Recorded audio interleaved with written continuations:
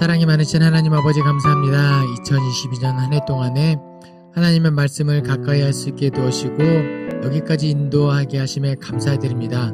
우리가 끝까지 포기하지 않게 도우시고 내 평생 사는 해 동안에 하나님을 알아갈 수 있게 도우시고 하나님의 뜻대로 살아갈 수 있게 하여 주시옵소서. 무엇보다도 겸손하게 되기를 소망하며 예수 그리스도의 이름으로 기도합니다. 아멘.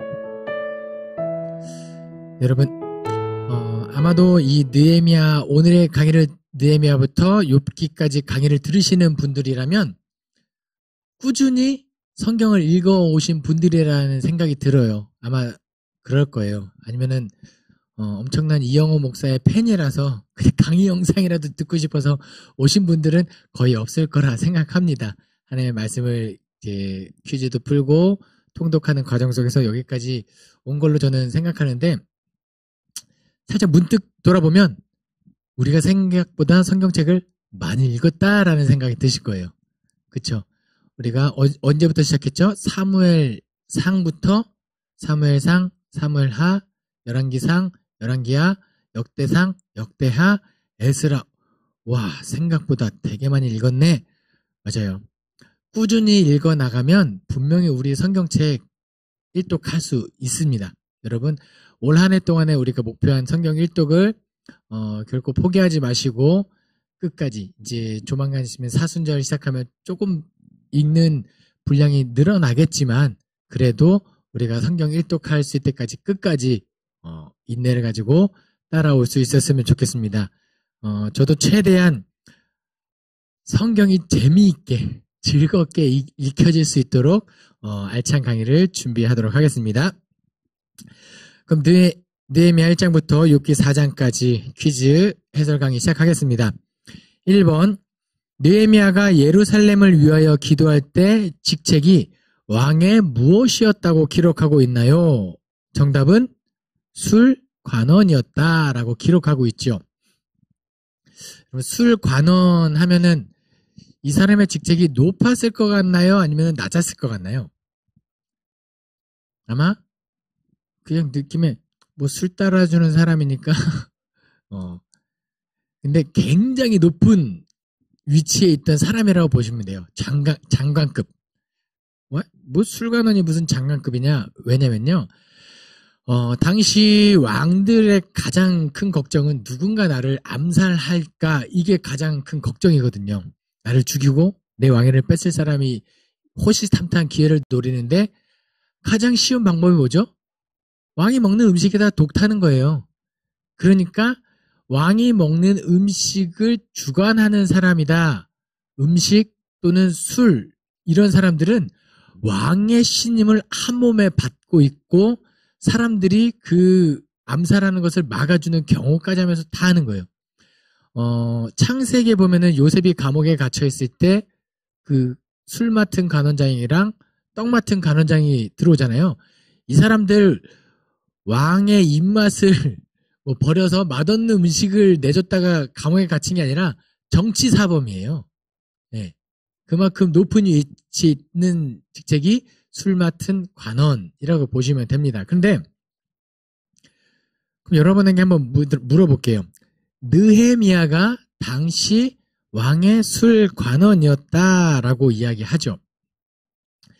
그럼 왕이 밤에 술이 먹고 싶다, 이제 개인 시간을 보낼 때 술을 먹고 싶다라고 하면은 술 친구로 누구를 부를까요?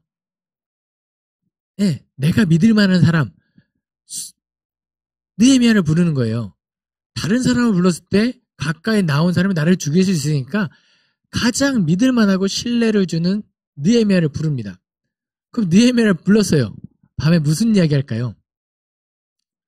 그 길을 가면서 저 봤던 연예인 이야기 막 이런, 소녀시대가 어땠고 소녀시대 누가 제일 이쁠까 막 이런 얘기 할까요?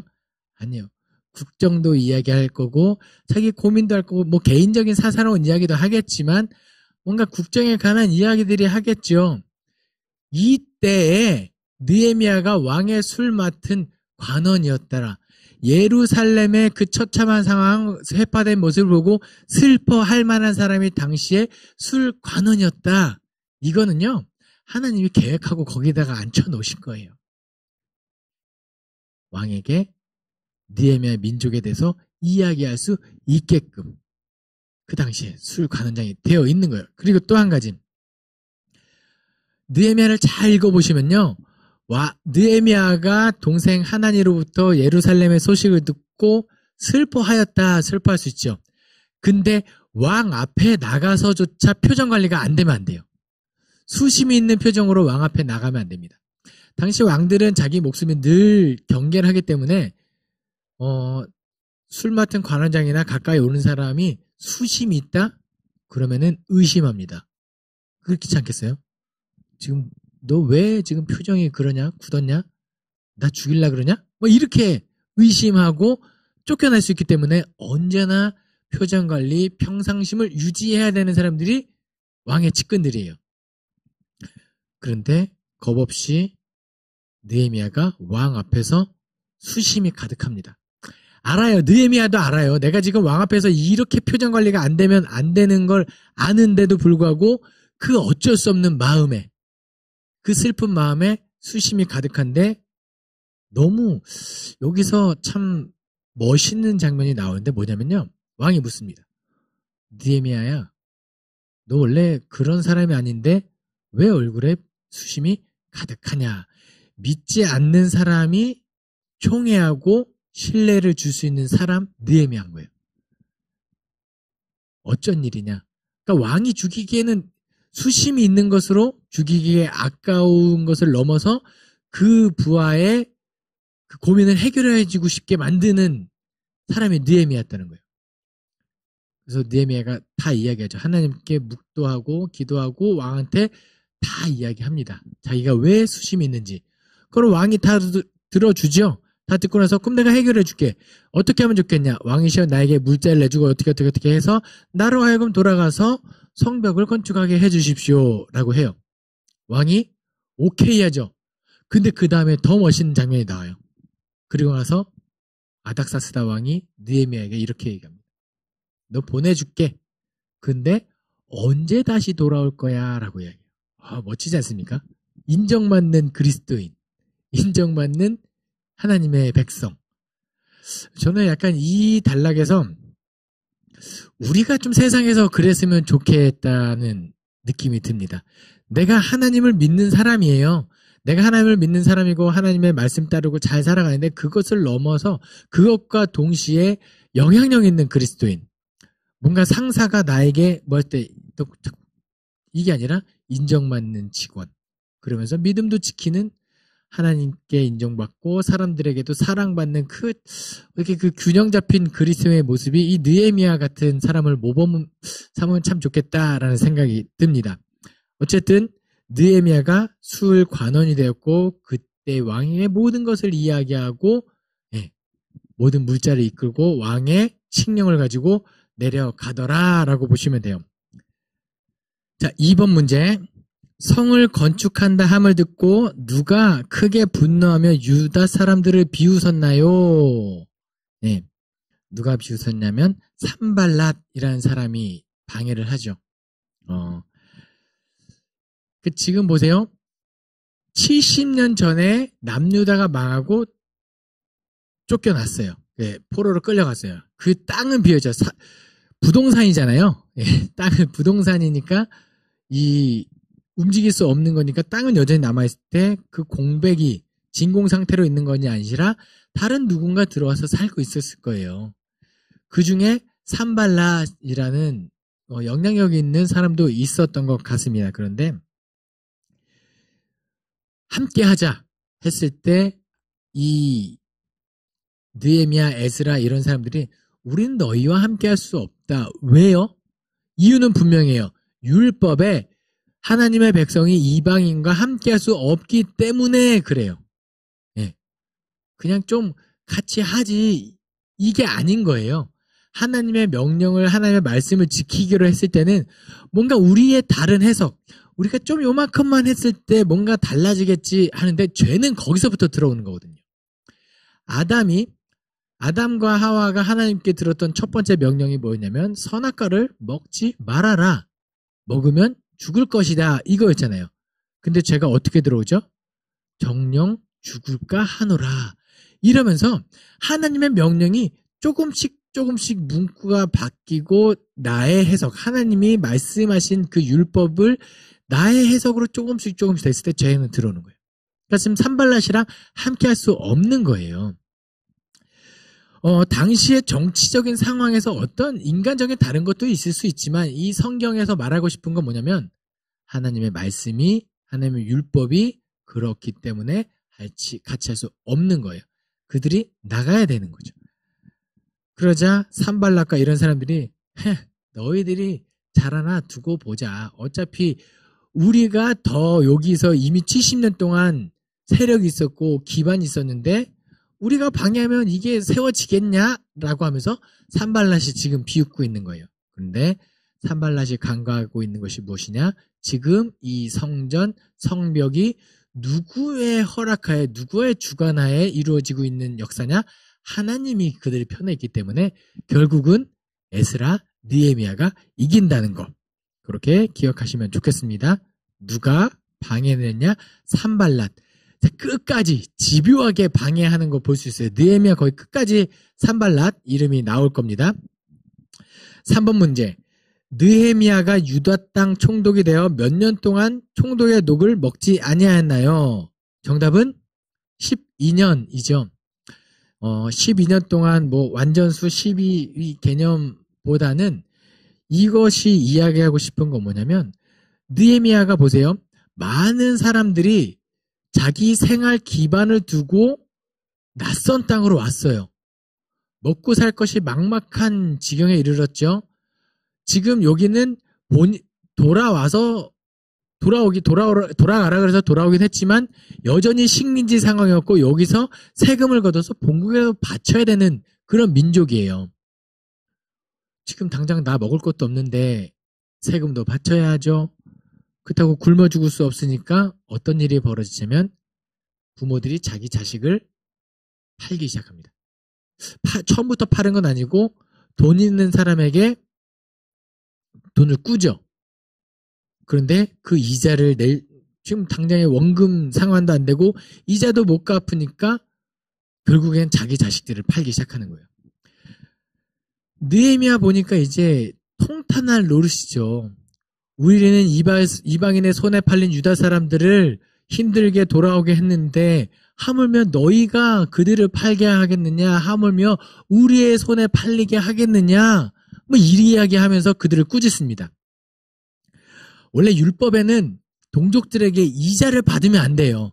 그러니까 지금 고리대금업하고 있는 사람들이 율법을 안 지키고 있는 것을 책망하는 것도 동시에 우리가 어떻게 위기, 고난을 당하고 어려운 소외된 이웃들을 이렇게 할 수 있느냐? 이거 말이 안 된다고 책망하고 어떤 걸 결정하느냐? 총독의 녹을 받지 않기로 합니다. 이게 어떤 거냐면요. 느헤미야는 지금 본국에서 유다 땅의 총독으로 임명돼서 왔어요. 공무원이에요. 그럼 이 공무원은 나라의 녹을 받겠죠?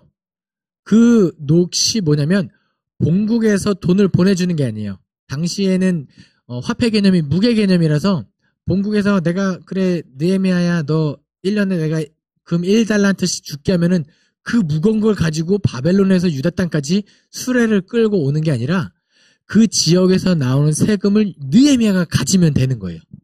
그게 총독의 몫이에요. 근데 지금 뭐죠? 내가 그걸 받지 않겠다. 대신 남아있는 사람들을 위해서 우리 백성들을 위하여 염소도 잡고 양도 잡고 고기도 잡고 닭도 잡고 해서 먹고 살게 하겠다. 엄청난 사건이죠. 그러니까 율법, 하나님의 율법을 지키고 있으면 율법을 다른 말로 표현하면 약자보호법이라고 이야기하거든요.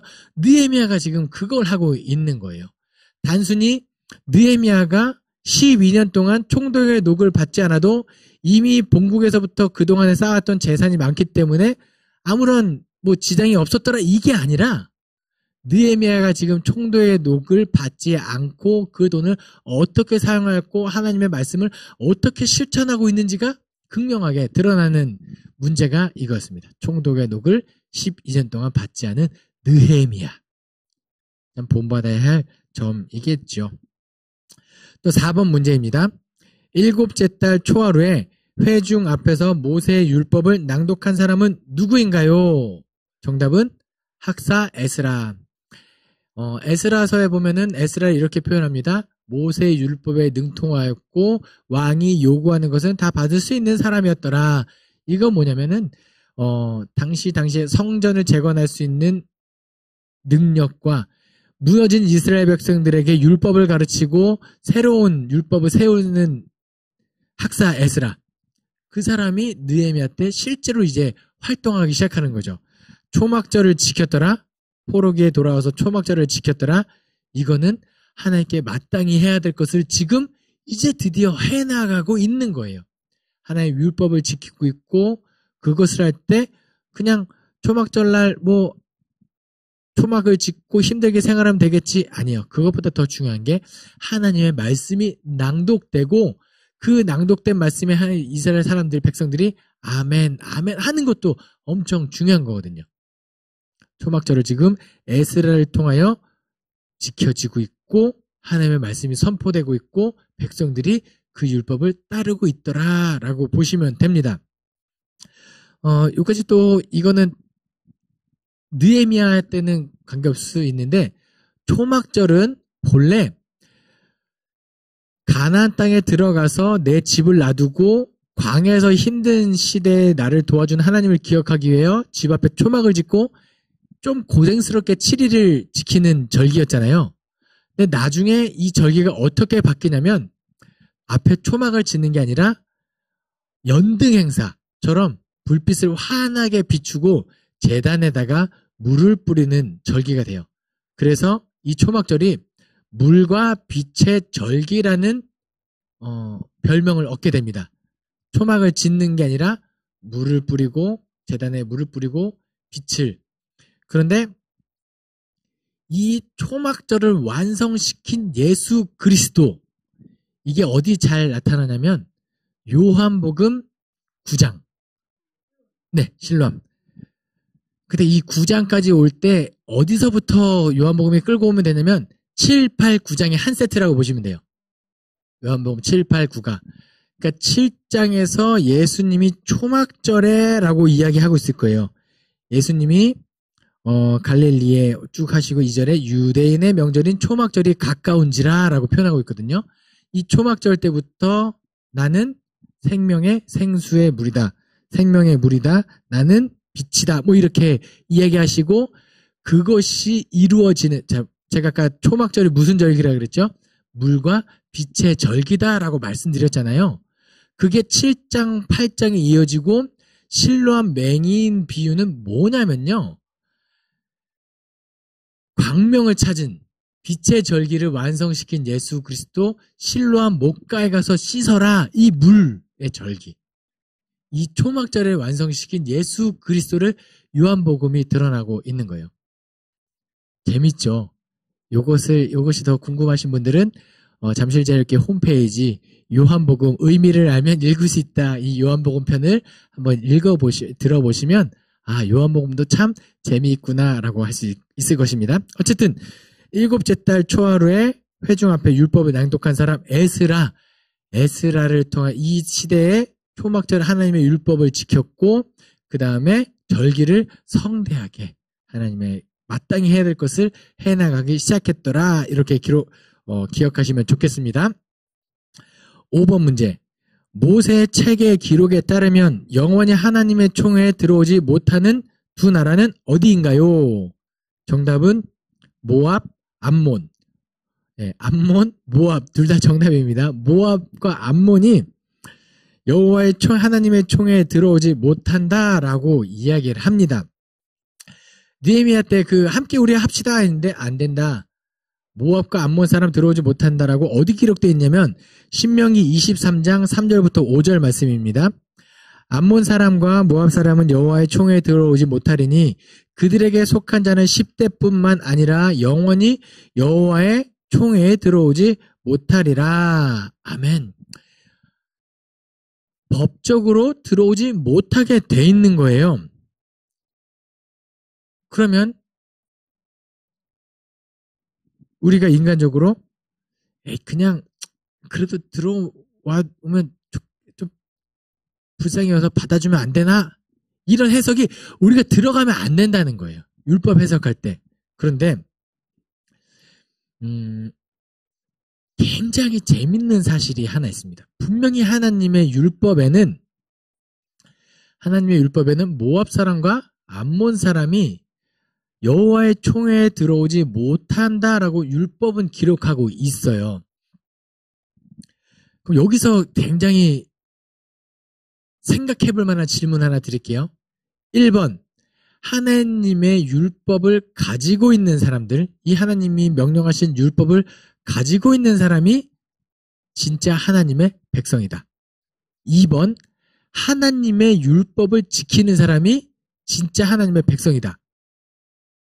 하나님의 율법을 가진 사람과 율법을 지키는 사람, 누가 하나님의 백성일까요? 그러니까 2번 쪽에 마음이 조금 가죠. 네. 근데 율법은 분명히 암몬 사람과 모압 사람이 총에 들어오지 못한다고 했는데 우리가 잘 알고 있는 사람 중에 여호와의 총에 들어온 모압 사람이 있습니다. 누구냐? 룻이에요. 룻기를 딱 읽기 시작하면요. 그 나오미와 그 남편과 두 아들이 베들레헴에서 살고 있다가 흉년이 들어서 어디로 피난을 가냐? 모압으로 피난을 가요. 거기서 그 첫째 아들이 룻과 결혼하죠. 근데 남편도 죽고 두 아들 다 죽으니까 두 며느리랑 엉엉 울다가 나오미가 이야기해요. 너희는 아직 젊으니까 돌아가라. 나를 두고 돌아가라 했을 때 둘째 며느리는 돌아가는데 룻이 뭐라고 이야기하면 룻이 이르되 내게 어머니를 떠나며 돌아가라 강건하지 마옵소서. 어머니께서 가시는 곳에 나도 가고 어머니께서 머무시는 곳에 나도 머물겠나이다. 어머니의 백성이 나의 백성이 되고 어머니의 하나님이 나의 하나님이 되시리니 라고 이야기해요. 그리고 어머니, 약자가 된 어머니를 그 시어머니를 데리고 베들레헴으로 돌아오죠. 그리고 나서 그 보아스라는 사람과 이자 저자 뭐 해가지고 보아스랑 결혼해서 자식을 낳죠. 어떻게 이어지죠? 룻과 보아스가 결혼해서 누구를 낳고 나손, 살몬, 이세, 다윗까지 가는 거예요. 헐! 왕 중에 왕! 다윗의 혈통이 모압이었어! 이렇게 되는 거예요. 누가 참 하나님의 백성이냐? 이미 율법을 반드시 지켜야 하는 건 맞는데 율법을 가지고 있다고 해서 그 자체로 하나님의 백성이 되는 게 아니에요. 하나님의 율법을 지킨 사람, 그때부터 하나님은 받아줄 준비가 돼 있는 거예요. 하나님이 그렇대 하면서 우리가 율법을 해석하고 여지를 두고 행동하면은 잘못됐지만 하나님은 온누리의 하나님은 율법을 지키는 자를 하나님의 백성으로 삼아 주신다는 개념이 성경에 있는 거예요. 이 개념을 누가 확장해서 이야기하느냐, 그리고 누가 이제 모든 사람에게 열어주냐? 예수 그리스도신 거죠. 사도 바울이 로마서를 씁니다. 로마에 있는 교인들에게 편지를 쓴 거죠. 그 교회에는 두 집단이 있어요. 유대파 그리스도인, 그 다음에 유대인과 헬란이 있어요. 여기서 유대인은 과거의 율법을 가지고 하나님의 민족성을 갖고 있는 유대인이 있습니다. 예루살렘에 살지 않고 로마에 살고 있는 유대인이 있어요. 그 로마 교회 유대인이 있고, 또 하나는 헬라인, 유대인이 아닌 모든 이방 사람들 헬라인이라고 보시면 돼요. 사도 바울이 로마서 1, 2, 3장을 논지를 펼치는데 하고 싶은 얘기는 거예요. 모든 사람은 죄인이다. 모든 사람이 죄를 범하였으며 하나님의 영광에 이르지 못하니 모든 사람이 죄인이다. 이것을 이야기하고 싶은데 처음에 헬라인을 책망합니다. 너희가 하나님을 과거에 몰랐다고 이야기할 수 있다. 우리 하나님을 몰랐기 때문에 우리가 죄 없다 할 수 있지만 하나님의 능력과 신성이 이미 세상 가운데 편만하였고 양심이나 이런 것들을 통해서 하나님을 드러내는데 너희가 죄를 지면서 살지 않았냐? 너희 죄인이다. 헬라인 너네 죄인이야. 이렇게 무서운 죄들을 지었으니 악독, 수군수군, 기타 등등 죄를 지었으니 너희 죄인이야. 이렇게 해서 헬라인을 혼내잖아요. 그러면은 누가 웃음이 날까요? 유대인이 웃음이 나요. 고등학교 때, 학교 다닐 때 왜 그렇게 앞에 나가서 친구가 맞으면 이렇게 웃음이 나는지 모르겠어요. 친구가 맞는 모습을 보면 되게, 제가 나쁜 사람 외란, 저뿐만 아니라 친구들 다, 이렇게 안 맞는 친구들은 다 웃었던 것 같아요. 근데, 헬라인을 이렇게 너희 죄인이야 책망하면 유대인들 입장에서는, 그렇지. 헬라인들은 죄인이지. 우리는 뭐 율법을 가지고 있으니까. 그러자 사도 바울이 유대인들에게도 이야기합니다. 너희는 하나님의 율법을 가지고 있다는 이점은 있지. 우리 민족은 그런 민족이야. 그런데 그 가지고 있기만 하면 그게 뭔 소용이냐. 하나님의 율법을 지켜야지. 다 율법이 100가지가 되면 100가지를 다 지킬 수 없다. 한 가지만 지키지 않아도 우리는 율법을 지키지 못한 자가 되어 우리는 의롭지 못하니 모든 사람이 죄인이다 라고 돼요. 그러면서 하고 싶은 논지가 뭐냐면 율법을 가지고 있다고 해서 의인이 아니라 율법을 지켜야 의인이다. 그래서 암몬과 모압이 영원히 하나님의 총에 들어오지 못한다라고 율법은 명시하고 있지만 우리가 또 하나 기억해야 될 것은 하나님의 율법을 지키는 자가 또 하나님의 백성이다라는 걸 기억하시면 좋아요. 목사님, 하나님의 말씀을 내 상황에 어떻게 적용시켜야 할까요? 라고 했을 때는 내가 하나님 앞에 죄를 지었을 때는 하나님의 말씀대로 내가 엄격하게 그 하나님의 말씀의 잣대를 나한테 들일 때는 엄격하게 총에 암몬과 모압이 들어올 수 없다. 나에게 죄가 들어올 여지를 주어서는 안 된다. 이렇게 들이대시면 돼요. 그러면은 총에 들어올 수 있는 사람은요.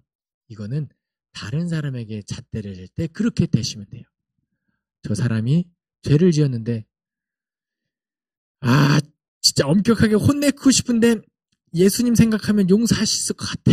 그럼 그때 너그럽게 나도 용서할 수 있게 되는 그렇게 잣대가 나에게는 조금 엄격하고 남에게는 좀 너그럽게 이렇게 되면 참 성숙한 그리스도인이 되지 않을까 그런 마음이 듭니다. 어쨌든 영원히 하나님의 총에 들어오지 못하는 나라가 모압과 총회이지만 그럼에도 불구하고 하나님의 율법을 지킴으로 여호와의 총에 들어온 룻과 같은 거기서 다윗이 태어나는 이 놀라운 하나님의 역사 또한 있는 것을 기억하시면 좋겠습니다. 자, 6번 문제. 아하수에로의 왕의 명령을 어겨 폐위된 왕후는 누구인가요? 정답은 와스디입니다. 에스더 문제 이 해설하기 앞서서 여러분이 에스더를 읽으실 때는요, 이런 느낌을 받으시면 참 좋아요. 하필이면 이 타이밍에 이런 내용이 기록되어 있다고? 네, 이런 거예요. 우리가요, 우리 인생을 쭉 돌아보다 보면은 우연이라고 여겨지는 행운, 그 순간들이 많잖아요. 야, 내가 어떻게 그렇게 됐을까? 우연히. 그런데요, 이것을요, 우리의 인생을 쭉 다시 뒤돌아보면, 그때는 나에게는 우연인데, 뒤돌아보면 하나님의 계획이었구나라는 우리의 인생이 있잖아요. 그래서 우리가 모든 것이 은혜. 네, 이렇게 고백하는 그런 고백이 나오는 거죠. 우연. 하나님의 입장에선 모든 것이 계획과 필연 이렇게 되는 것을 이 에스더를 읽으실 때는 이 느낌을 가지고 읽으시면 좋습니다. 제가 이제 문제를 보면서 다 하나씩 짚어드릴게요. 먼저 아하수에로 왕 누구일까요? 아하수에로. 혹시 여러분들 영화 중에 300 보셨나요? 영화? 스파르타랑 페르시아랑 전쟁하는 그 페르시아 근육 막 빵빵하고 식스팩 쩍쩍 갈라진 사람들 나오는 아주 재밌는 영화 있어요. 스파르타 하는 영화 있는데요. 그때 스파르타 사람들이랑 싸운 얼굴 까맣고 나는 관대하다 뭐 이렇게 하는 흑인 페르시아 왕, 그 사람이 아하수에로예요. 재밌죠? 근데 약간 그 영화에서는 이거는 옷을 홀딱 벗고 있고 막 하는데 당시 페르시아 사람들 굉장히 교양 있고 학식 있고 이런 사람들이었다고 영화에서는 조금 과장된 느낌이 없지 않아 있어요. 어쨌든 페르시아 그 아하수에로 왕이 누구다? 지금 에스더에 등장하는 거예요. 아하수에로 왕이 1장에서 신하들과 잔치를 열어요. 근데 문득 신하들에게 와스디를 자랑하고 싶어졌습니다. 와스디의 왕후의 그런 자태나 이런 것들이 이쁜 어떤 자랑하고 싶은 면이 있었나 봐요. 그래서 와스디에게 와라라고 이야기합니다. 근데 와스디가 거절을 해요. 아무리 왕후라고 할지라도 당시에 그 왕의 명령을 어기는 건 있을 수 없는 일인데 이 아하수에로 왕이 감정적으로 처리하지 않고 신하들에게 묻습니다. 왕의 명령을 어긴 이 왕후를 어떻게 처리하는 것이 옳으냐? 그래야 신하들이 왕이시여 한 나라의 왕후가 왕의 명령을 어기는 것이 있을 수 없는 일입니다.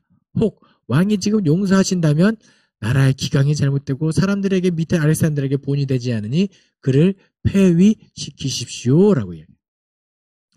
자, 그래서 와스디가 폐위가 됩니다. 이제 이 와스디가 폐위된 사건 하필이면 지금 와스디가 왜 폐위가 되었을까요? 누가 등장할 초석이 마련된 거죠? 에스더가 등장할 이제 초석이 여기서 마련된 거예요. 와스디가 이해가 안 되는 거거든요. 왕이 부르면 와야 돼요. 근데 와스디가 그거 거절했다가 폐위가 돼요. 그래서 에스더가 등장할 초석이 이제 여기 마련됩니다. 2번 문제. 모르드게가 암살 음모를 저지한 사실이 왕 앞에서 어디에 기록되었나요? 정답은 궁중일기. 어떤 분께서는 22절 이렇게 말씀하신 분도 있었어요. 두 개 다 제가 맞다고 했습니다. 궁중일기에 기록되어 있지요. 근데 모르드게가 어떻게 해서 왕의 암살 음모를 막게 되었냐면요.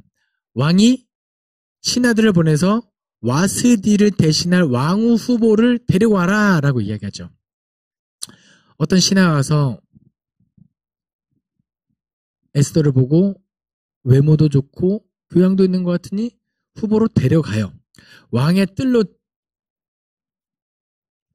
지역으로 데려가죠. 그래서 어디 다 같이 모여있는 어떤 지역이 있었나 봐요. 그러니까 그 모르드게가 왕의 뜰 후문에 늘 에스더가 잘 있나 그의 근황이 궁금해서 늘 거길 찾아갑니다. 어디에 찾아간다고요? 늘 후문에 가서 찾아가요. 그런데 하루는 그 왕의 뜰 정문에 앉아 있는데 빅단과 데레스라는 사람이 지나가면서 모르드게가 누군지 모르니까 자기들 이야기를 했는지 어쨌는지 해서 왕을 죽일 음모를 모르드게가 듣게 돼요. 알게 돼요. 그러자 에스더에게 쭉 가서 일러줍니다. 그래서 에스더가 왕에게 가서 고해 바치죠. 모르드게를 통해서 이렇게 들었는데 이렇게 왕을 암살하려고 한답니다. 왕이 알아보니까 사실이었죠. 자, 그러면 어떻게 이제 왕이 뭘 해야 되죠? 포상을 내려줘야 돼요. 제가 만약에 죽다 살아났어요. 누군가 저를 살려줬어요. 와, 이영호 목사가 죽다 살아났어요. 누가 제 목숨을 구해줬습니다. 그럼 뭘 해야 되죠? 감사, 인사 또는 사례 이런 걸 해야 되는데 지금 그거 안 하고 집에 가서 와, 오늘 어떤 사람이 나의 목숨을 구해주었더라. 일기만 쓰면 돼요? 이영호 목사가 그렇게 나쁜 사람은 아닐 거란 말이죠. 포상을 해야 되는데 지금 그 장면이 없어요. 궁중일기에 기록되었더라고 끝나요. 왜요? 왜 궁중일기에 기록하고 포상을 내리지 않았을까요? 그 당시에는 이해되지 않지만 나중에 이것이 또 엄청난 민족의 구원의 초석이 되는 것을 볼 수 있어요. 단지 궁중일기에 기록되었더라라고 이야기는 또 한 달락 끝이 납니다. 8번 문제. 유다 민족을 멸절하려고 했던 함므다다의 아들 하만은 어디 사람인가요? 정답은 아각. 아각 사람 함므다다의 아들 하만 이렇게 되거든요. 근데 제가 이걸 왜 물어봤냐면요. 이 하만이 아각 사람인데요. 추정으로는 아말렉 민족으로 추정돼요. 제가 이 답을 많은 사람들이 내주는 걸 보고 깜짝 놀랐는데 어떤 분께서 아각이라고 하고 옆에 가로치고 아말렉이라고 적으신 분이 계세요. 제가 그래서 우리 잠실교회 성도님들 수준이 대단하구나 라고 느낀 놀라운 답안이었습니다. 뭐냐면요. 이스라엘 민족들은요. 대대로 아말렉과 철천지 원수예요. 언제부터냐? 출애굽기 17장부터 원수가 되기 시작합니다. 이스라엘 백성들이 출애굽하고 이제 광야 시내산으로 가고 있을 때 맨 앞쪽에 건강한 사람들과 쭉쭉 가고 뒤에 후미에는 여자들, 노인들, 약자들, 어린이들, 힘이 없는 사람이 후미에 위치하고 있는데 아말렉 민족이 쳐들어와서 후방을 치기 시작해요. 나쁜 놈들이죠. 약자들을 괴롭히는. 그래서 모세가 그 아말렉 민족과 전투를 하죠. 이게 그 유명한 모세가 손을 들면 이기고 손을 내리면 지는 아말렉과의 전투. 아론과 훌이 모세의 손을 들어줬던 그 전투가 되죠. 누가 이기죠? 모세, 이스라엘 민족이 이겨요. 그리고 나서 광야를 40년 돌고 모압 평지에 이르러서 모세가 신명기에 이렇게 이야기합니다. 25장 19절에 그러므로 내 하나님 여호와께서 내게 기업으로 주어 차지하게 하시는 땅에서 내 하나님 여호와께서 사방에 있는 모든 적군으로부터 내게 안식을 주실 때 너는 천하에서 아말렉에 대한 기억을 지워버리라. 너는 잊지 말지니라.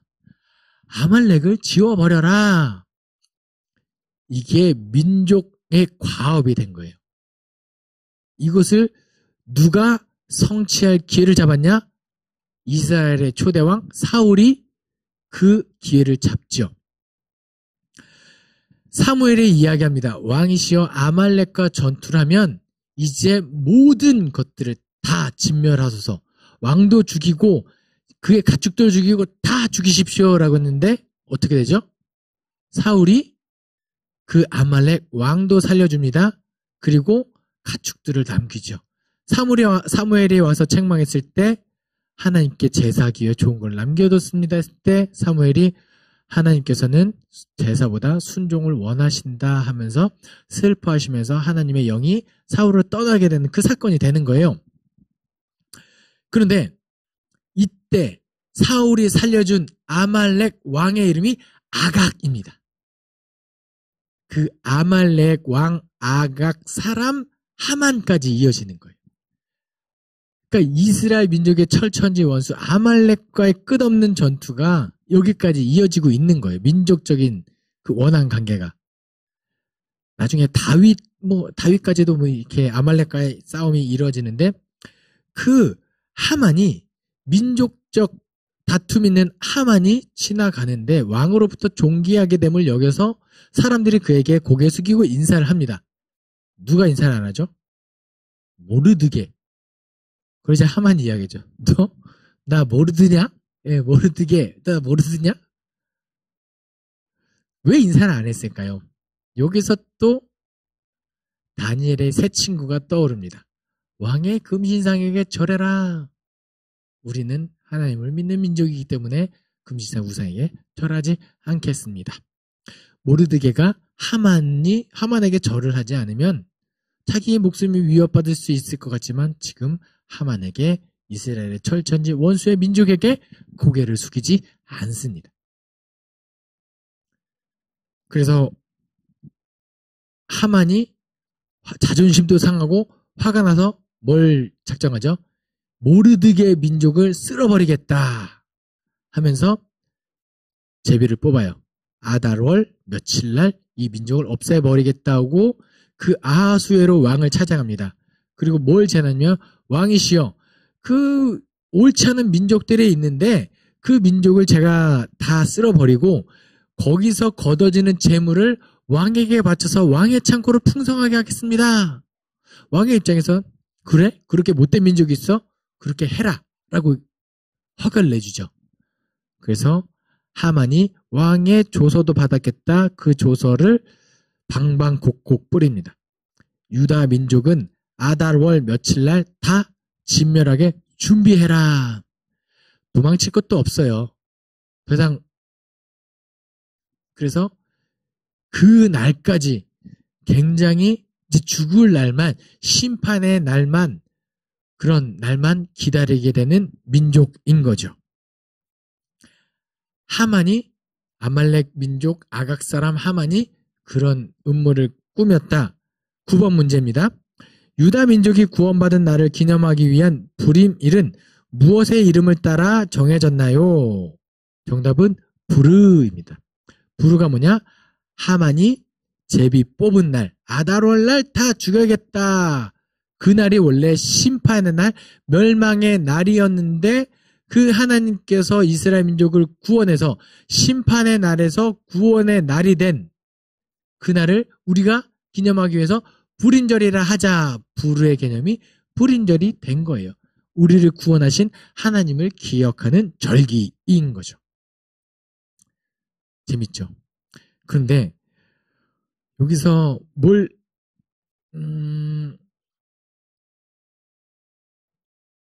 에스더에서 제가 아까 궁중일기에만 기록되었더라라고 하고 한 단락에 끝이 났다고 말씀드렸잖아요. 그러면 그 위에 어떻게 이루어지느냐? 하만이 화가 나요. 하만이 화가 나서 왕에게 유다 민족을 진멸하는 것을 제안했고 그것이 인가가 떨어지죠. 그러자 모르드게가 에스더를 찾아갑니다. 너가 왕에게 이야기해서 구원을 한번 약속해봐라. 근데 에스더가 뭐라고 이야기하면 왕 앞에 함부로 나아가는 것은 암살 의도로 암살 의도가 있는 것으로 여겨져서 죽임을 당해서 나갈 수 없고 왕이 나를 아직 부르지 않은 지 벌써 수십일이 지났습니다. 그러자 모르드게가 이때 내가 만일 잠잠하여 말이 없으면 유다인은 다른 데로 말미암아 구원과 노임을 얻을 것이나 너와 내 아버지의 집은 멸망하리라. 내가 이때를 위하여 왕후의 자리에 오른 것인지 누가 알겠느냐 하니 이렇게 이야기해요. 그러다 에스더가 내가 이제 금식하고 죽으면 죽으리다 하고 나가죠. 왕이 나온 에스더를 이쁘게 여겨 규를 내리죠. 내가 너에게 가겠다. 나라의 절반이라도 들어주겠다. 그러자 에스더가 왕이시여 내가 잔치를 열 테니 오십시오. 잔치에 가겠죠. 나라의 절반보다는 잔치 가는 게 훨씬 싸게 먹히니까 잔치에 가겠다. 근데 에스더가 뭐라고 얘기하냐면 하만을 함께 데리고 오십시오. 의아하죠. 그 철천지 원수 하만을 왜 데리고 오라 그랬을까? 여러분 하만이 녹록지 않은 사람이거든요. 그의 경계를 풀어야 할 그게 필요해요. 그래서 잔치의 첫째 날 잔치에 와서 막 즐겁게 잔치하고 끝나요. 너무 기분이 좋은 왕이 또 잔치 때 이야기합니다. 에스더야, 원하는 게 있으면 내가 나라의 절반이라도 주겠다. 다음번에 잔치를 또 베풀 테니 하만과 함께 오십시오. 그때 하만이 이제 경계가 다 풀어지죠. 왕도 나를 이렇게 존귀하게 대우하고 왕후도 나를 이렇게 대우하는구나. 그리고 집에 가는데 모르드게가 또 눈에 밟히는 거예요. 그러니까 내가 진짜 이거 모르드게 당장 어떻게 해야지 하고 집에 갔다가 모르드게를 죽일 장대에 세우고 왕한테 찾아갑니다. 왕에게 찾아오려고 할 때 그때 늦은 밤중에 왕이 무엇을 하고 있었냐? 잠이 안 오네. 책이라도 읽을까? 해서 책을 가지고 옵니다. 그 책이 무슨 책이었냐? 궁중일기가 되는 거예요.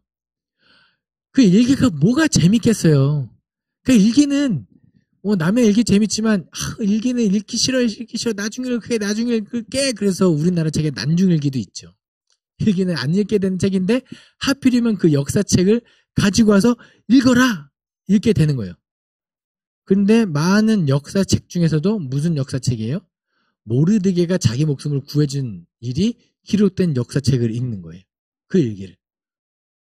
생각해보니까 그런데 그 모르드게에게 무슨 상을 내려줬냐? 아무것도 해준 것이 없습니다. 그럼 어떻게 해주는 것이 옳으냐? 주위에 누구 이거에 대해서 조언해줄 사람을 찾아라.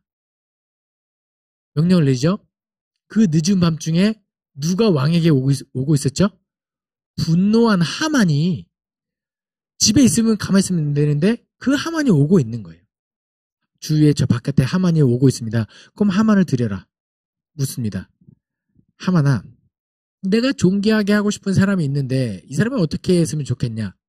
하만이 교만해서 아이 그냥 나한테 하는 말인 것 같네. 그러면서 그 자신의 끝없는 권력욕, 왕 다음에 존귀하게 여김을 받지만 왕이 될 수 없었기 때문에 뭘 요구하죠? 왕의 옷을 입고 왕의 마차를 타고 그 성을 돌아다니며 왕의 대우를 받고 싶었던 그 욕구를 표출해냅니다. 그렇게 해주십시오. 그러자 아하수에로 왕이 모르드게에게 그렇게 해줘라. 한순간에 역전되죠. 집에 가니까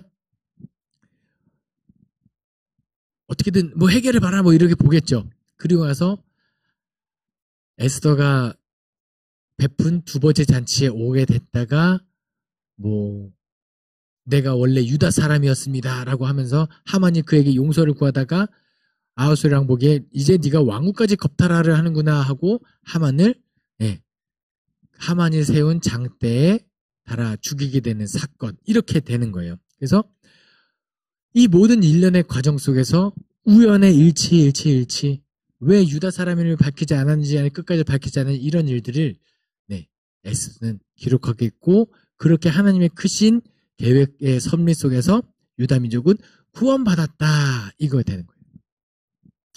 에스더 재밌죠? 다시 한번 읽어보면 야 이랬구나 저랬구나 하면서 다시 한번 하나님의 그 구원의 계획이 얼마나 놀라운지 다시 한번 통독해 보시면 좋겠습니다. 자, 마지막 10번 문제. 우스 땅에 욥이라 불리는 사람이 있었는데 그 사람은 땡땡하고 땡땡하여 하나님을 땡땡하며 땡땡에서 떠난 자더라. 정답은 뭐죠? 온전, 정직, 경외, 악. 그 사람은 온전하고 정직하여 하나님을 경외하며 악에서 떠난 자더라. 이거예요. 이제 다음 강의 때 욥에 대해 개관은 다시 쭉 설명드릴 건데요. 욥이 하고 싶은 얘기는 딱 이거예요. 욥이 고난 가운데 인내했더라. 그래서 욥의 인내를 배우자. 이것이 야고보서에서도 이야기하고 있는 중요한 주제는 맞는데요. 이 욥기를 통해서 정말 하나님께서 하고 싶은 얘기는 뭐냐면 무엇이 온전함인지, 무엇이 정직한 것인지, 무엇을 하나님을 경외하고 무엇이 악에서 떠난 것인지 그것을 일러주고 싶은 게 욥기인 거예요. 그런데 이게 온전, 정직, 하나님을 경외, 악이 뭔가 여러 개의 개념을 이야기하고 있는 것 같잖아요. 근데 첫 번째 온전이라는 단어는요, 원래 지어진 대로 그렇게 돌아가다라를 의미하고 있어요. 창조된 하나님의 모습으로 돌아가는 것, 하나님과 함께하는 것을 이야기합니다. 그리고 욥기에 보면은 욥이 그렇게 고난을 쭉 받고 있을 때 고난 가운데 욥의 아내가 뭐라고 이야기하냐면 너 그렇게 하지 말고 하나님을 욕하고 죽어라 라고 이야기해요. 욥이 그것을 그 아내의 말을 듣지 않고 뭐라고 성경은 기록하냐? 욥이 하나님을 떠나지 않고 온전함을 지켰더라 라고 해요. 어떤 상황에서도 그렇고 하나님 편에 남아있는 것이 온전이에요. 그럼 정직하다라는 건 뭐냐면 하나님의 말씀 위에 바로 서 있는 것이 정직이에요. 하나님을 떠나지 않는 것이죠. 하나님을 경외한다는 것은 무엇이냐? 하나님을 존경하고 하나님을 두려워하는 것인데 누가 하나님을 경외하고 하나님을 두려워하느냐? 하나님이 나를 지켜보고 있다라고 느끼고 있는 사람이 하나님을 경외하는 거예요. 그렇지 않겠어요? 원래 죄는 아무도 지켜보지 않을 때, 아무도 없다고 여길 때 범죄를 하게 되는 건데 하나님을 두려워하기 때문에 죄를 짓지 않는 거예요. 궁극적으로 뭐예요? 하나님이 나와 항상 함께하고 있다는 거예요. 그리고 나도 하나님과 함께하는 사람이 그게 여호와를 경외하는 거예요. 그럼 악은요 뭐예요? 악은, 성경이 말하는 악은요 선의 부재예요. 선함이 없는 것이 부재, 선함이 없는 것이 악인데, 성경이 말하는 온전한 완전한 선, 참된 선, 진정한 선은 뭐예요? 하나님이에요. 악에서 떠났다라는 것은 선과 함께하는 것. 그러니까 온전 정직 하나님 경외, 악이 하나의 개념으로 임마누엘, 하나님과 함께하는 것으로 이어지고 있다. 성경은 지금 욥기는 그 지혜에 대해서 어떻게 하면 하나님과 그렇게 함께할 수 있는지, 하나님의 뜻대로 살아갈 수 있는지 그것을 가르치고 있는 정말 어려운 책, 지혜, 문학적인 요소가 많이 담겨있는 책이다. 이렇게 기록하고 읽으시면 좋겠습니다. 혹시 욥기 읽다가 혼자 너무 어려우신 분들은 앞으로 이어질 강의 또는 새벽 기도 때 이미 통독하면서 담임 목사님과 많은 부교역자들이 새벽 기도 때 설교했던 그 내용들을 들으시면서 통독하시면 큰 도움이 될 거라 믿습니다.